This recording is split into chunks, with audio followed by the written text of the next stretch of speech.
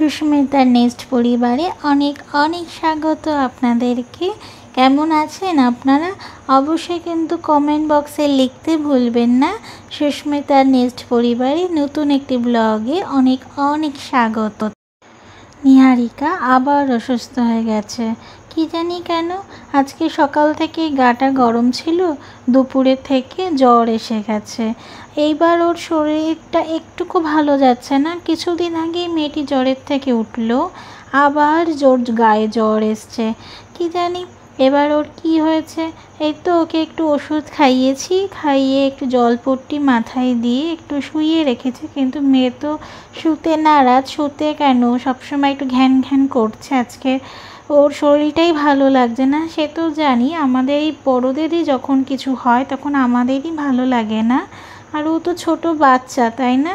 আজ সারাটা দিনই বলতে গেলে না খাওয়া, জ্বরের মুখে ওর কিছুই ভালো লাগছে না। তাই ও একটু বায়না করলো, মাম্মা একটু আপেল কেটে দেবে? বলে হ্যাঁ, কেন দেব না। তাই ওকে একটু আপেল কেটে দিয়েছি। আবার একটু ছোট্ট একটা বায়না আমার কাছে করেছে, আর সেটা আমি কি করে না করে থাকি বলুন? এটা রোজই হয়, কিন্তু জ্বরের মধ্যে ওর কেন কি জানি মনে হয়েছে যে বলছে, মাম্মাম আমার একটু আপেলটা খাইয়ে দাও না, তুমি খাইয়ে দিলে আমার একটু ভালো লাগবে।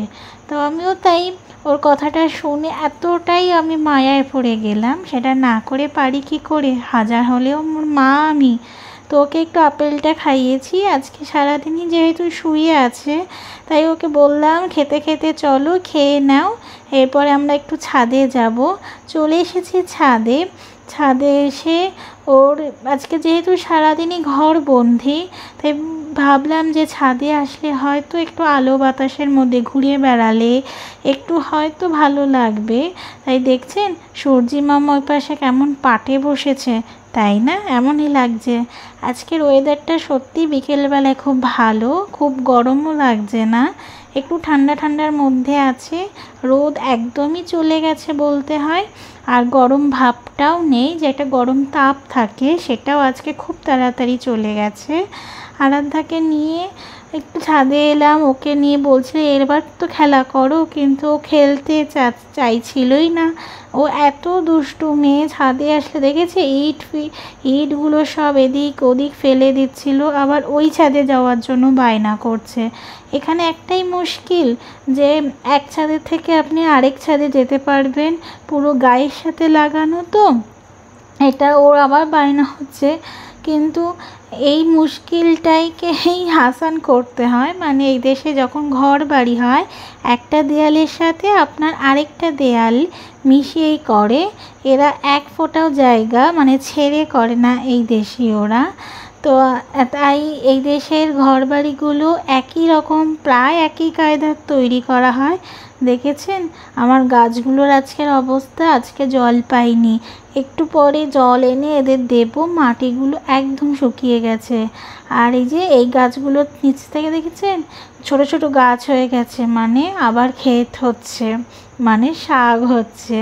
আর আকাশটা এত ভালো লাগছে আমার কাছে, পুরো সাদা মেঘগুলো কেমনভাবে ঘিরে আছে না, সত্যি খুব ভালো লাগছে। কি জানি বৃষ্টি আসে নাকি, কালো কালো মেঘও দেখা যাচ্ছে না।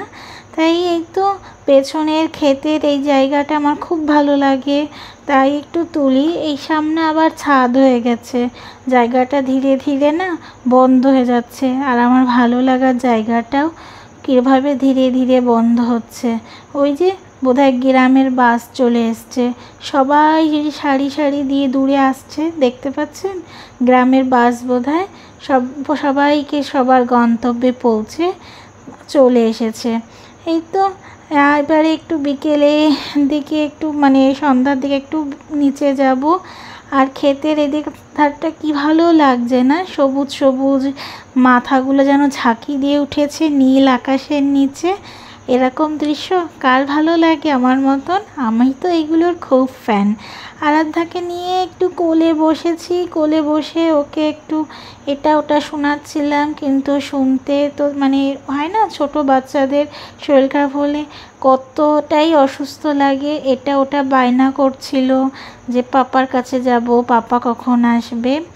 এবারে ওকে নিয়ে এবার নিচে যাব, একটু দেখি কিছু খায় নাকি, ওর পছন্দসই খাবার যদি কিছু খায়, তাই ওকে এখন খাওয়াবো।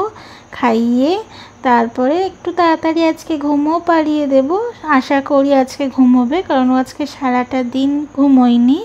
ছাদের দরজাটা ওদিকে বন্ধ করে রেখেছি, কারণ ও যখন তখন ওখান থেকে নিচে নেমে যায়, কারণ একটু দুষ্টু তো, তাই এবার চলুন নিচে যাই, নিচে গিয়ে ওকে কিছু খাওয়াই।